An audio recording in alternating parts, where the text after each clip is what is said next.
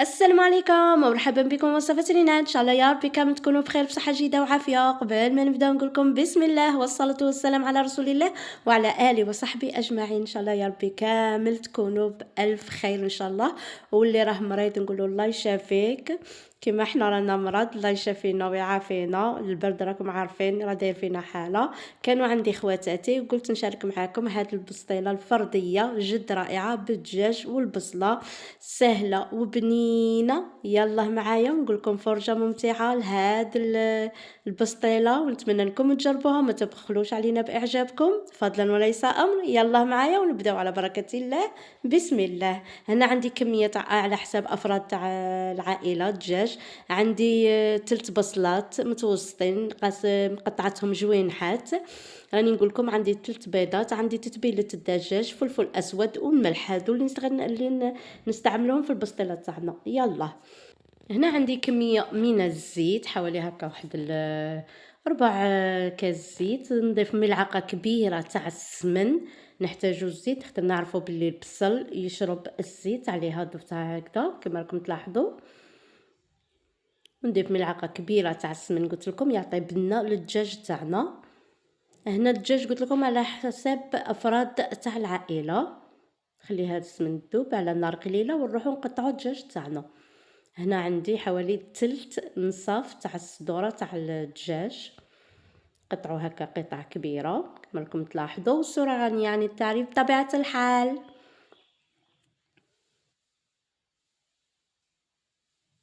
ونطيبوه في المقله حتى اللي يطيب تماما. دوك تشوفوا الطريقه كيفاش. هنا الطريقه مختلفه على اللي مداري نديرها. انا درت لكم نوع الطريق تاع البسطيله، درتها لكم في الفيديو هذه شحال ها في القناه. هنا بعد ما قطعته نروحوا للمقله تاعنا. هنا بعد ما ذاب لي السمن واش نضيف الدجاج تاعي. هنا ونقليه مليح مليح. هنا نبدل المقله تاعي. هنا جاتني المقله شويه صغيره نبدلها ونرجع لكم. هنا هيدي بعد ما بدلتها شوفوا هنا راني منقصه على النار. هنا نتبلو مليح مليح.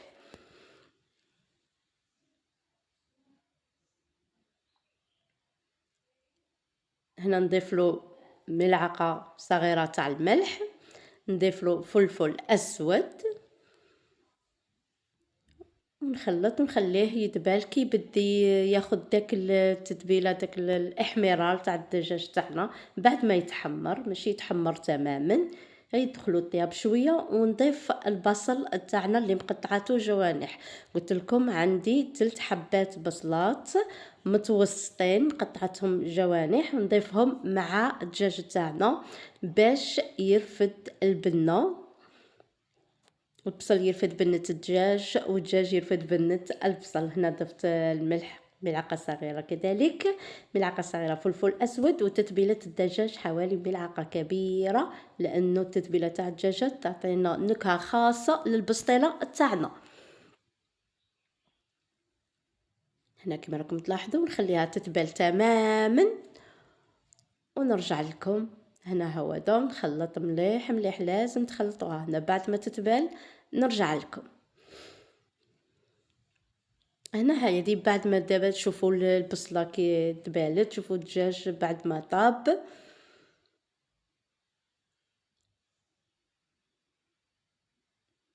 هنا نضعو في مقلاة واحده اخرى وننزع ونخلي البصله هذه. هنا بعد ما نشوفوا البصله ولات، هنا نضيف 3 حبات بيض.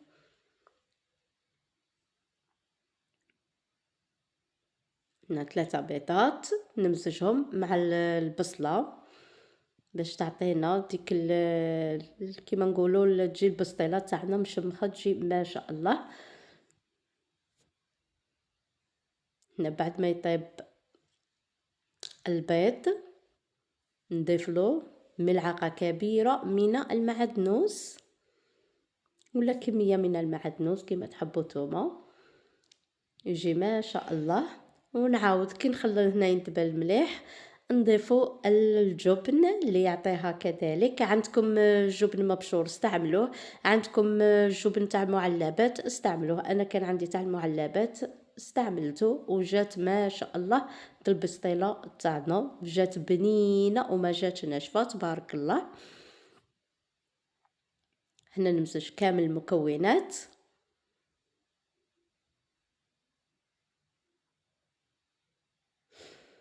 شوفوا هنايا بعد ما داب تماما ننزعوه ونخلوه يبرد، ننزعوه ونخلوه يبرد ونروحوا للدجاج تاعنا بعد ما يكون برد شويه. هنايا نجيب موس ونبقى نقطعه قطع صغيره هاد الدجاج هكذا وتفتوه. تحبي تفتي بيديك استعملي يديك، من جاي شويه راه سخون. انايا قطعته بالموس والصوره غنيه يعني تعرف بطبيعه الحال. قطعه تماما كامل.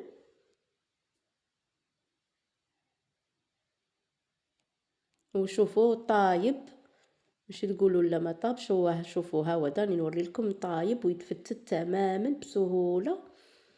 بعد ما نقطعوا ها هو هنايا ضفتهم في طبق. شوفوا ونمشوا نجيبوا الزبده تاعي كذلك ذوبت هنا الزبده اللي هي الماغارين بطبيعه الحال، ونجيبوا الديول تاعنا. هنا الديول من نوعيه جيده، ديك الرطبه نديروها من التحت وهنا ندهنوا شويه. هنايا ورقه تاع الديول قطفتها قطعتها على 4، نضيفوا وحده كامله ووحده مقطعه هكا على 4 والصوره غني يعني بتعريف بطبيعه الحال. وندهنوا الورق تاع الديول تاعنا ونضيفوا في بول كما تشوفوا. ولا كان عندكم بورت بياس استعملوا بورت بياس. انايا حبيت نضيف بول كما نقولوا او غرفيه كما نداري. واش ضفت شويه تاع الدجاج، كاين اللي ما عندوش لي بورت بياس، ونضيف الحشوه اللي هي البصل. كان عندكم جبن مبشور ضيفوه في هذه اللحظه كذلك يعطيها بنه ما شاء الله. انا ما كانش عندي عليها، اكتفيت بهذا الغرض. ما حبيتش نضيف فيها زبيب ولا لوز ولا ديجا كنت دايرتها معكم في القناه. نضيف هكذا ونبقى نغلق والصوره غني يعني التعريف بطبيعه الحال. شوفوا كامل نغلقها، ولا كان الزوائد ننقص منها شويه باش تجيني ماسكه ضربه واحده وما تجيش التغليفه خشينه كما نقولوا ولا غليظه هكذا. ندهنها بالزبده ونحطها هكذا وتجي ما شاء الله، ونحطها في صينيه الفرن. نعاود لكم واحده اخرى راكم تشوفوا هكذا ندهنها كامل. نضيف داك المثلث تاع ورق الديول.